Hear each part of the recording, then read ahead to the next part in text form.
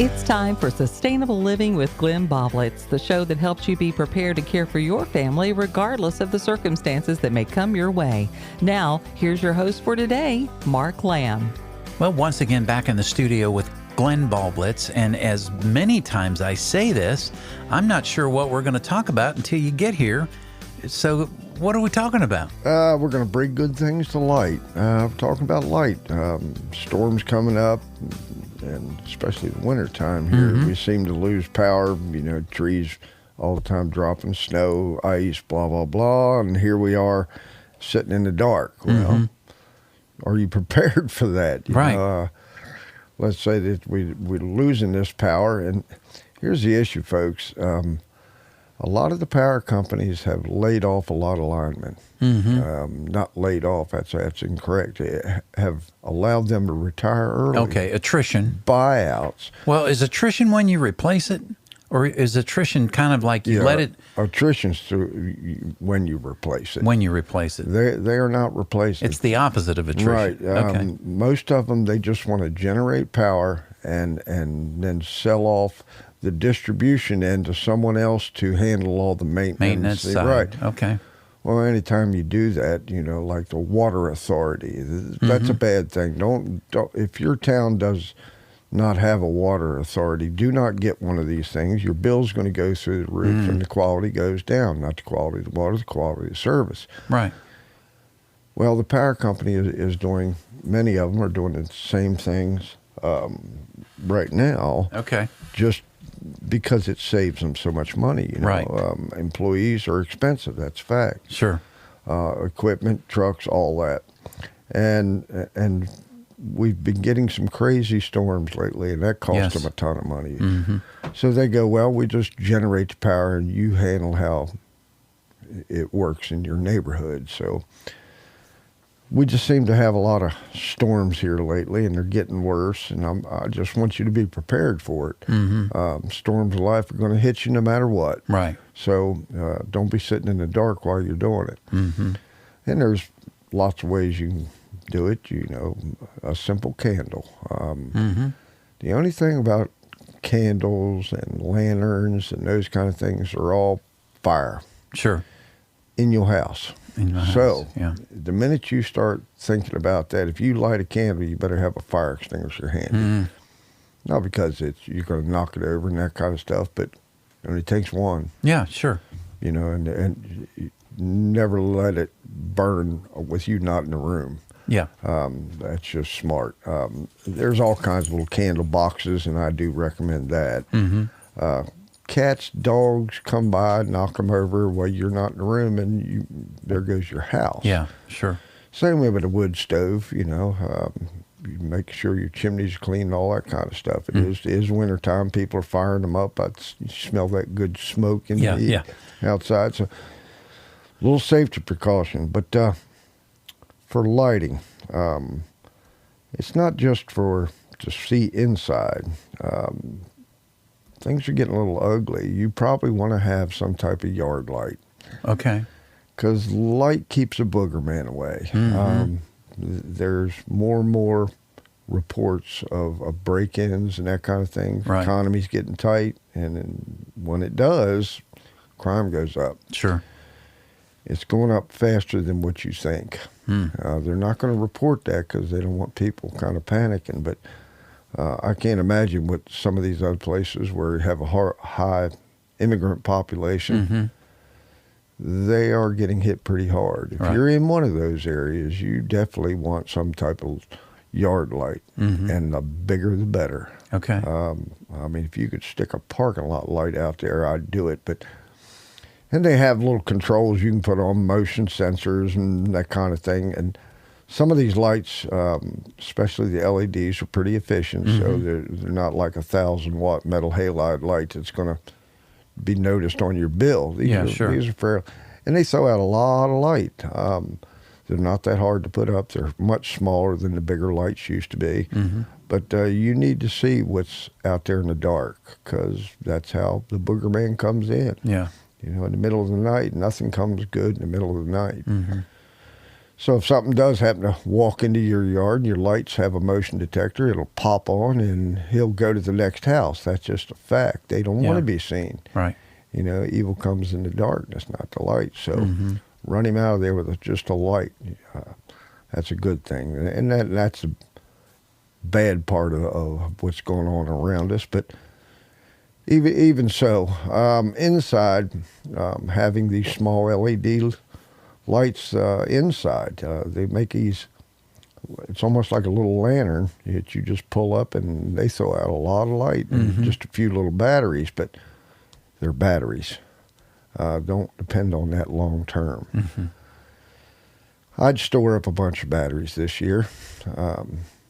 We all know about the elections, and Right. we're getting a lot of feedback saying there's going to be a disruption and turmoil and all that kind of stuff. Now, is that fear-mongering? I don't know. But it seems like everybody's awful mad at one another. Yeah.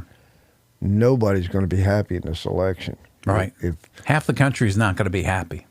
And depending they're- on which half could get really, And they're already talking about some serious protests. right. And the ones that are saying, oh, it's this side or the other is bad, is actually the ones that's doing the most planning that we see. I'm not going to predict it. I'm hoping it never happens, but Right. sure seems like they're setting it up for it. Do you think it's be good to speak with your neighbors? Don't talk politics. Just say, heading into the winter, we could have some storms. You saw what happened in Florida. This is what we're thinking. As far as having some supplies. You don't have to interject the politics part, yeah. to it. Winter storms are bad enough. Yes, absolutely. Just normal storms of life are bad enough. And to do that would be real wise. Yeah. Going one step further, just a neighborhood watch. Saying, hey, we've heard that there is crime in our area. Let's exchange numbers. If you have a problem, give us a call. Yeah. Yeah, that'd be real smart. Yeah. Most people don't know their neighbors anymore. Yeah. I'm fortunate enough that I do, but you probably should get to know them, whether they're like-minded or not. Either way, it's good. It doesn't matter, really, yeah. They may be the people that you want to avoid. So it'd be good to know them, and you could do it, but very casually. Sure. At any rate, back to your lighting in your house. Some people have the old kerosene lamps. They're pretty efficient.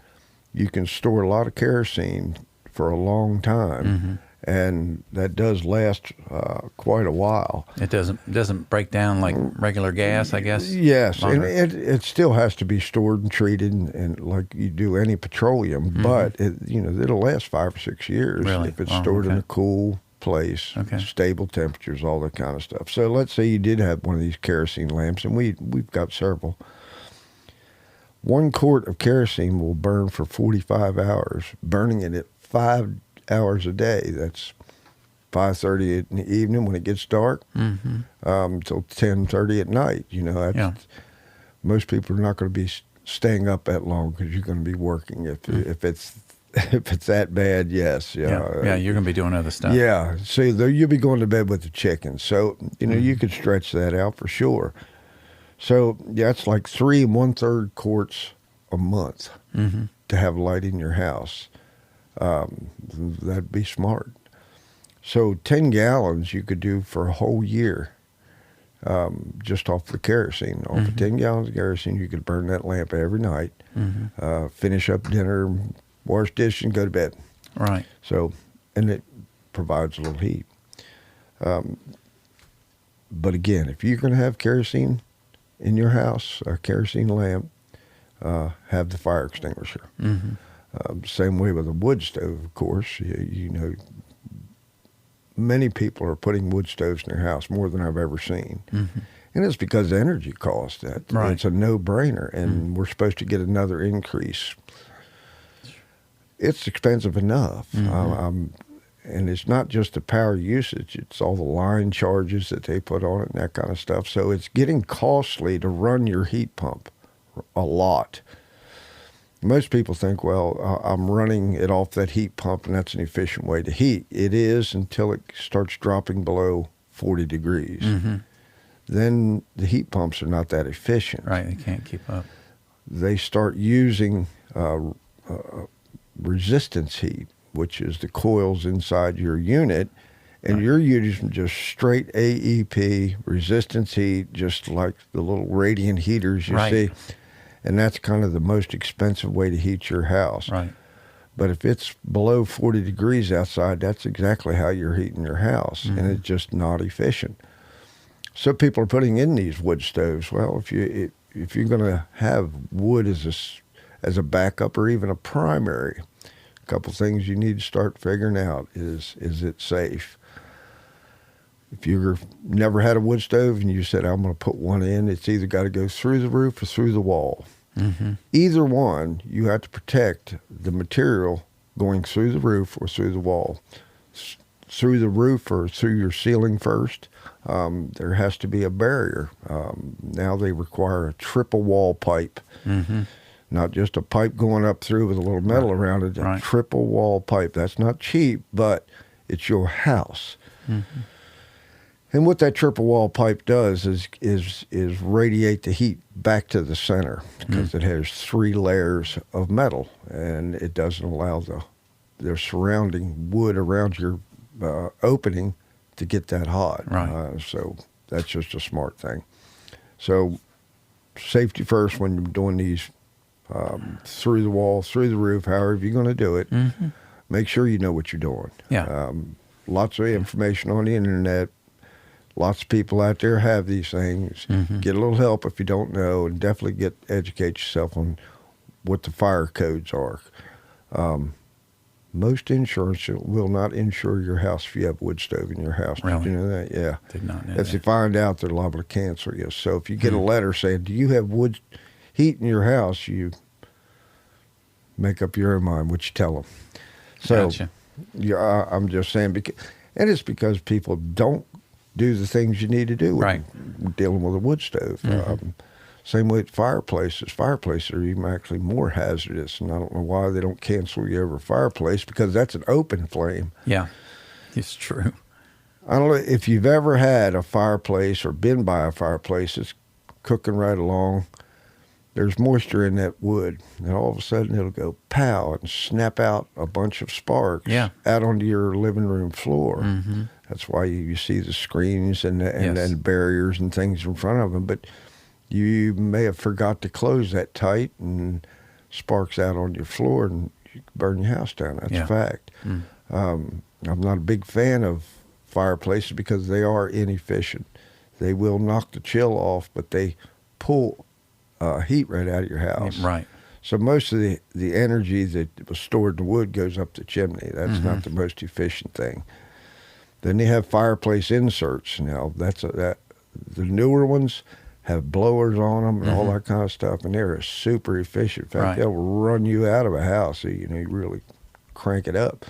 So that's something to do. But people are looking for alternative ways to cook, and because they think it may get that ugly. Well, if the crap hits the fan, you're going to need a way to heat your house and cook and boil water and all those things. So whether you can do that in your house is one thing. You may have to move that cooking outside. Same rules apply. I mean, there's all kinds of combustible stuff outside. If you're careless there, and when the wind's blowing and you leave your fire unattended, your yard may be on fire, because you're going to cook every day, whether snow on the ground or not, whether it's cold outside or not. You're going to have to cook regardless. And I don't think people have thought that through. Just having a simple grill that you can burn wood in is a good idea. So think about that. Of course, flashlights and batteries. Just for emergency, if the power's out for just a few hours, a couple flashlights should do you fine. Right. But the power's been going out for longer periods of time. And that's without interjecting anything ugly into the environment we're in. So if something were to happen where we lose power for several days, your batteries are going to need to be either resupplied or recharged. Do you have that ability? There's little small solar panels you can stick in a window just to maintain that battery. They're no more than 2 feet by 2 feet. You can hang them outside a window, and they will produce enough voltage to keep your battery charged. Now, is it going to recharge a dead battery all the way up in 2 hours? No. It would probably take 2 days with these small trickle chargers. Yep. So batteries are an option, but they're a temporary option. The alkaline batteries are not as good as some of the other lithium batteries, as we know. Solar, we talked a little bit about solar and batteries. Most people think of a heavy-duty battery as a car battery. Well, those tend not to be as good as what you would think. Just because they're in your car, they tend to sulfate, which is because of the acid that's in that battery. So they're not going to last as long as what you think because you're using them all the time. You're draining them all the way down and bringing them back with maybe a solar panel, or if you're lucky enough to have the power come back on for a while, may recharge them up. But I do believe if the power goes out, you're going to, for whatever reason, you're going to need to have battery of some type for communication, whether your phone still works or not, I don't know. But you know, if it's an emergency and it's a terrible storm or the storm's life, you're going to need to communicate. Now, how are you going to do that? Well, me personally, I have a ham radio and CBs and that kind of thing. So I'm going to need that battery for that. So I'm not going to use that for lighting. That would be inefficient. Okay. I'm going to have candles and kerosene lamps and, you know, Coleman lanterns. They're really good, really bright. But it's all about fuel, as you can see, fuel and energy. That's gonna hurt your style. Right. Without those, you're gonna hurt your style. And long-term storage, there's not a whole lot of good options for that. Now, candles. Let's talk about candles. Matches. We don't think about matches anymore. 2 sticks, you're going to have to really rub hard and fast and be good at it. I mean, we have lighters and all those kinds of things, but, you know. Just starting fire for your wood stove, you know, that kind of stuff. There's a lot of little details here to preparing for a storm. And the more that you read about it and check it off your list, the smarter you are. Because it's going to make it much more convenient for you to operate in a grid down, and it could be a temporary grid down, but it's still a grid down. When the light power goes down, you're in grid down. Wrong time of year with it being freezing temperatures. And to have it practiced where you could just turn off all the lights in your house one night and all the power, and you go, okay, now what would I do? Yeah. Now you can do this mentally in your head. You go, okay, I can do this, but it's not the same as actually doing it. Kids are going to kind of freak out because they have nothing to do because they don't have a phone. They did all these studies of the anxiety level of kids when you take their phones away. It's crazy. Well, maybe you shouldn't have gave it to them to start with, but that's beside the point. So you're going to have something for them to do. Yeah, I get that. What I would like to do here, Glenn, is take a break, and you probably didn't come prepared for this, but I'm going to ask you the question anyways. I would like to ask you about these solar-powered generators that we keep hearing about on Patriot, for Patriots, and all that kind of stuff. Right. So let's take our break here, and we'll be back. We're with Glenn Baublitz from Sustainable Living Made Easy, and we're talking about light in more ways than one. We'll be right back. Get ready for a new soundtrack for your life. Doc Rock, Smith Mountain Lake.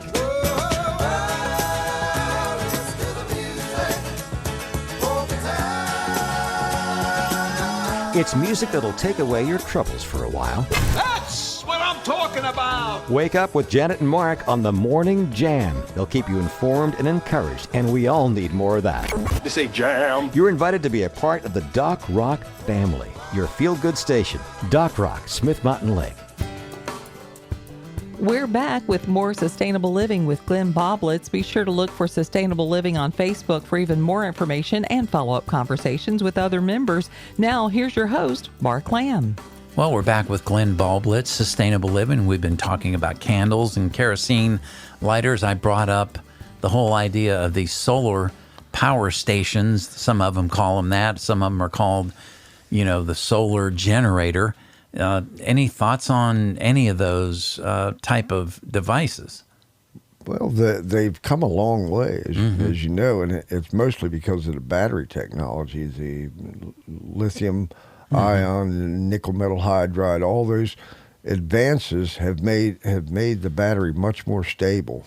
It used to be that if you drained a battery down, it would only come back to 80%. Right. And they've changed the chemical makeup of these batteries and the way they're made, and they're much more efficient. They will hold much more energy where you can actually use power tools with them because they have an inverter inside of them. Changes it from 12-volt DC or 20-volt DC back to American 120-volt AC like your drill would have. Interesting. Now, that sucks a lot of power, but if you need that drill, you need that saw, you need whatever you have, at least you would have it.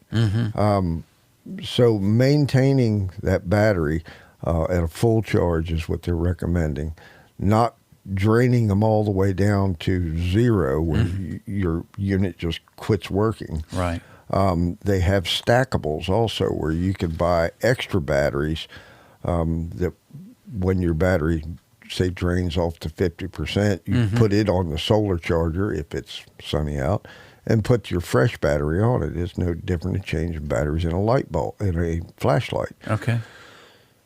But they're expensive. They are expensive. They've come down a lot in the past year, and there's a lot of them out there. Anchor is one of them that's had a good reputation, and if you've read about another one, that's fine. Okay. But having that is a buffer, and they're claiming them to be good for 3 to 5 years. Okay. The battery life. Right. I would imagine that's how you've maintained it, how much you've used it, those kind of things. So just know that is still a temporary thing. Right. Sure. And you're going to need to have some type of form of energy to heat your house, to produce light, those kind of things, or you're going to go to bed with the chickens. That's it. Right. Just be in the dark. Sure. We don't really know how bad it's going to be. I mean, looking around, I could hypothesize that and paint this dark cloud picture because it looks pretty darn dark. Yeah, it does. I mean, it looks like a storm coming to me. So I'm going to prepare for that storm the best I can, increase my odds. There's no guarantees on anything. All I'm going to tell you to do is just increase your odds. Yeah. You can do a lot more. And if it gets that bad where people are out wandering around for food and water, and we've all heard the reports that if the water or grid goes down, you're going to have people wandering around that are in trouble. You don't want them seeing your house lit up like a Christmas tree. Right. And you go, this guy has got lights. He's got something. He's got food. He's got water. He's one of them prepper people. It'd be my suggestion that you get some blackout curtains. They had them during World War II. Oh, wow. It was illegal to not have them because of air raids on the East Coast. Okay. They had air raid wardens that watched from the rooftops, and guess who it was? It was kids. Really? My mother could identify half a dozen planes by the sound. Wow. And they were part of that civil defense force. Kids. Now, she was like 10, 11 years old. Right. I just can't fathom that now. That's hard to believe, isn't it? Yeah. But they all had blackout curtains because they didn't want the cities lit up like a Christmas tree to give a good target for the enemy. Sure. Now, fortunately, we weren't hit except for Pearl Harbor, so that was probably a good thing. So. Yeah. So it works the same principle, just let them pass by you. Because you will attract attention. Right. And that's the last thing you want to do Sure. in chaos is attract attention. People have heard the term gray man.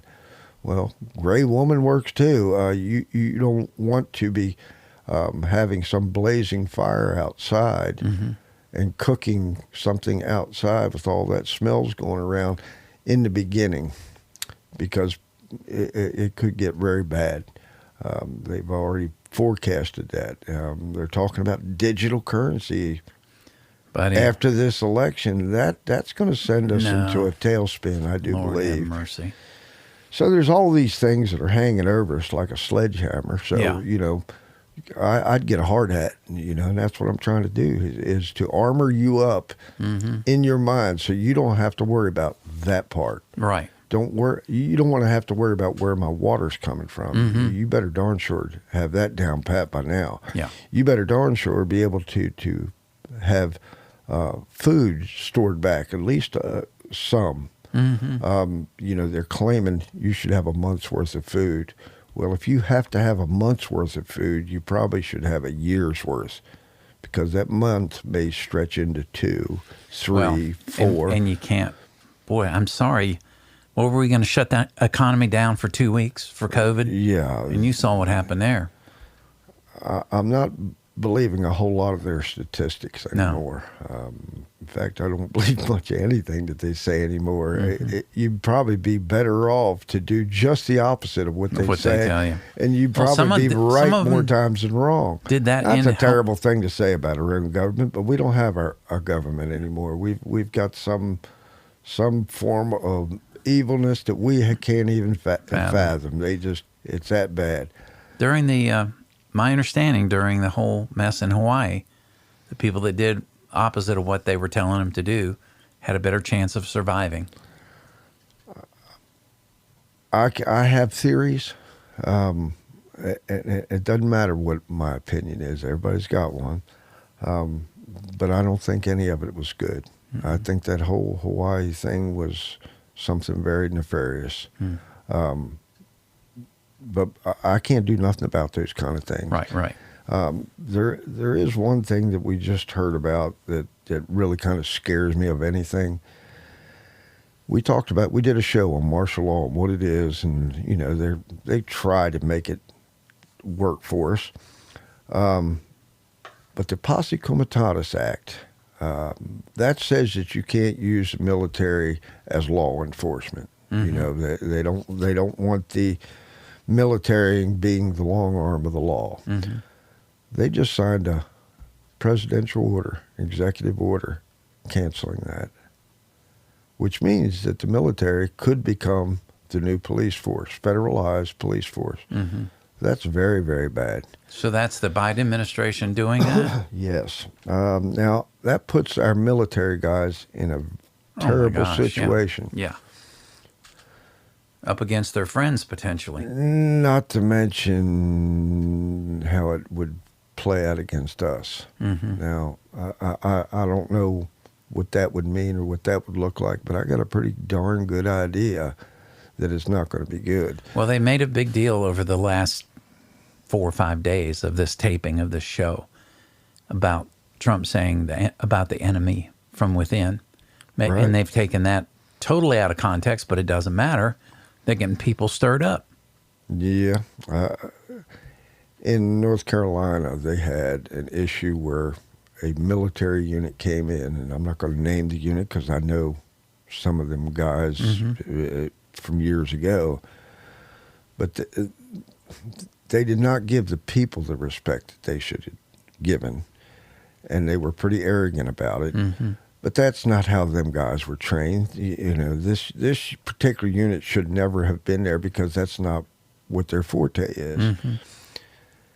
The other thing they had down there was FEMA in full military gear with FEMA on their back of their Right. their military uniform. Now, these are camouflage military uniforms with FEMA across the back, carrying ARs, full kit, Wow. pistols on the side. What the hell were they doing there? Well, okay, I don't want to go down this wormhole too much, but you know, the stories have been out for a couple, 3 years now. Well, the about people run some of them. the different units. agencies are buying, IRS buying weapons and bullets.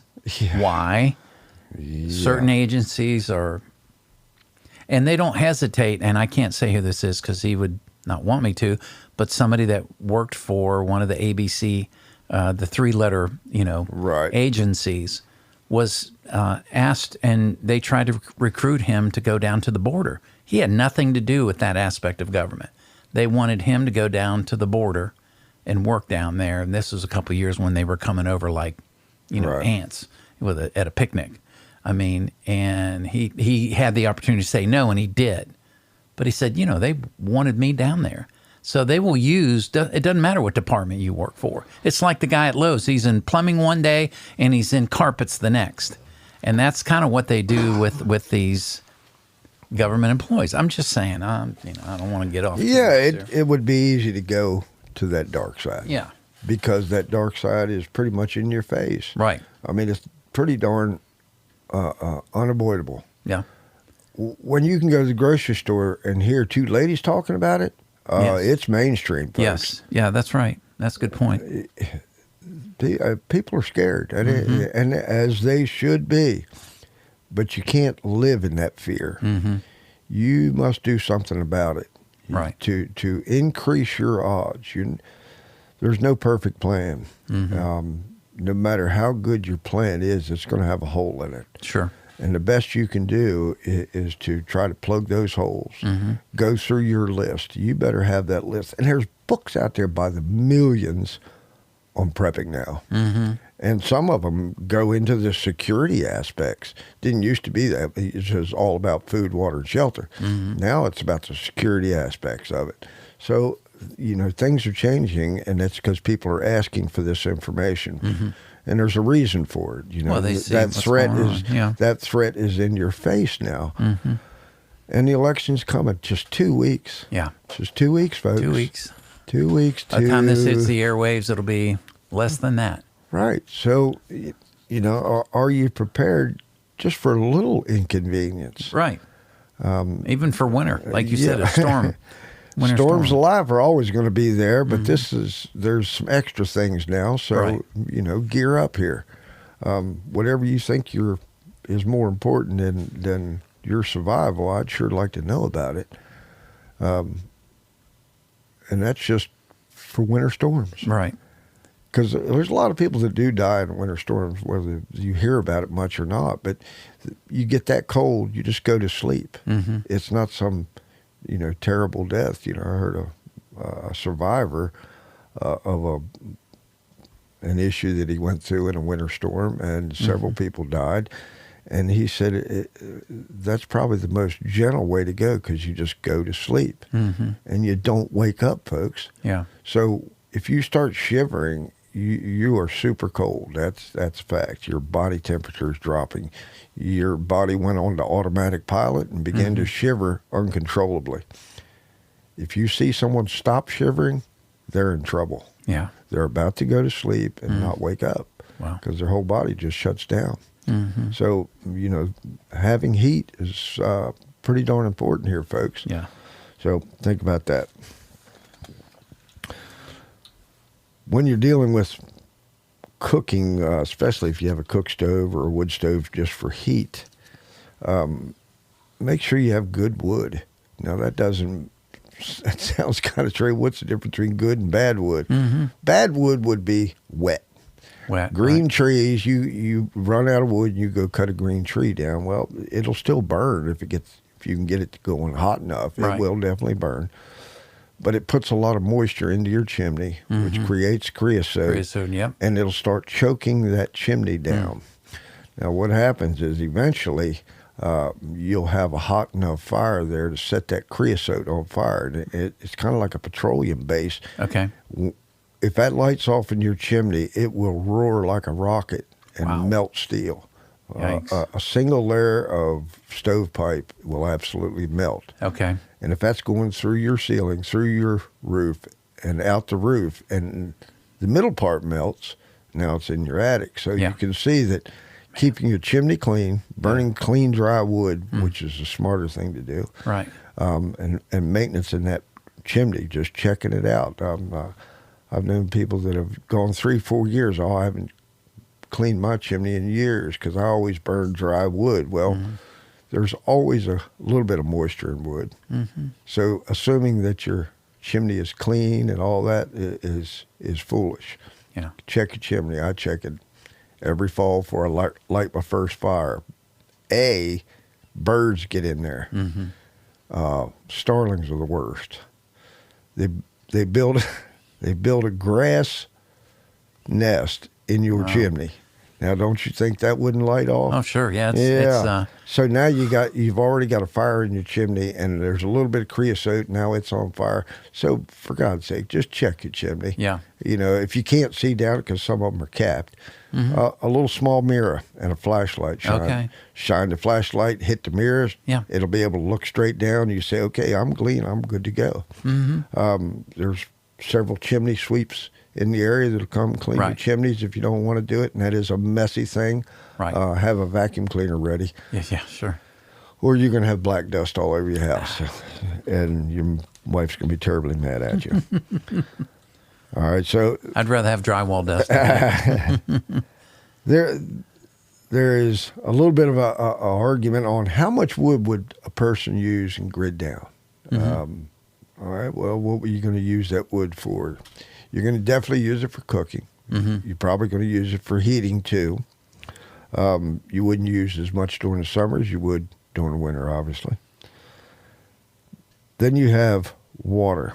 If you're having to boil water, you're going to use that wood up much faster. If you're having to boil water because you've maybe captured rainwater or have a stream that you've gotten it out of, boil water order, those kind of things. It's about 6 cubic feet per square day. Well, what is that? Well, that's a pretty good size wheelbarrow load Okay. every day. And so a cord of wood, which is a stack of wood that is 4 foot by 4 foot by 8 foot long, most people would say that's 2 pickup truck loads, 2 Ford 8-foot bed trucks loaded. Okay. That would last you 21 days. Wow. How long do you want to stay warm? How long do you want to cook? Works out to about 17 cord a year at that rate. It's more likely going to be about 12 because summertime you can cook outside. It's a little easier. Yeah. That's kind of why I like the rocket stoves. I would use my rocket stoves to do things like boiling water because I can use very small, not the best quality of wood, sticks, twigs, and boil a canner full of water, 5 to 6 gallons of water in 3 minutes. I've done it. That's Boiling unbelievable. water in 3 minutes. That's faster than your electric stove. Yeah. But you've only used a handful of wood to do that. Right. So conservation of energy is going to be pretty serious. Sure. So having that rocket stove may be a real good item to have. Having the ability to cook outside, a small grill, and it doesn't matter how it is. You can build a little rock ring if you had to and do it. But there's better options. So while you can get them, get them. They're not that expensive. The rocket stoves. Yeah, the little rocket stoves Yeah. are pretty darn Yeah, efficient. I mean, I've seen them as low as 39 and 69 is kind of the average price. Sure. So if you get this rocket stove, now you have the ability to heat not only drinking water, to sterilize that water, Yeah. but you're going to need bath water just to be able to wash yourself, to wash your kids. You're going to have to stay clean. That's why most countries, third world countries, they have such a high rate of deaths for children. And it's because of the filth level Yes. that they are living in. And some of that is survival. I mean, you just got to go out and do what you have to do to survive. You get dirty. And, Sure. I'm just saying, if you don't have a place to wash your hands, you've been out petting a dog, your wife goes, "Did you wash your hands?" Okay, well, there's a reason she's on you, because it's carrying germs. Yeah, sure. And germs in a grid down, there is no doctor. Yeah. There is no fuel for your car. You know, that's how bad it's going to be if the grid does go down. Yeah. Now, we all know that there's several reasons it could. You pick your own, pick your own scenario. It doesn't matter, but that's an extreme vulnerable point. If looking at it from the enemy side, to save resources, manpower, and all that, to take America out would probably be to take out the energy grid. And the worst part of it all, it's mostly run and monitored by Chinese equipment and electronics that we've been buying because they were cheap. Yes. Ruh-roh. Yeah, ruh-roh. Yeah, ruh-roh. But anyway, that's you know this part. I've preached on it enough. You should know that. So how much gas do you need to cut all that wood we're talking about? So it takes about a gallon to a gallon and a half of two-cycle fuel, gasoline, to run a chainsaw, a moderate-sized chainsaw, to cut a cord of wood. So apparently you're going to need X number of gallons to cut all that wood. Folks, you better be stockpiling your wood now, because you probably won't have that gasoline. Yeah. If the crap hits the fan. Yeah. And we all think the crap's going to hit the fan because we say it almost every day. You can't have a conversation without somebody saying, crap's going to hit the fan. Looks like the crap's going to hit the fan. Yeah. Well, more than likely it's going to happen. Well, that's one reason we try to bring you information, and Glenn comes to the table here once a week and helps us to kind of whittle through all the. There's so much information out, and we break it down to a smaller bite size here, but you've covered a lot of ground today. Yeah, it always does, because it's overlapping. You know, you can't start one process without having other things that go with it. So, you know, it's a machine that must work together. Yeah.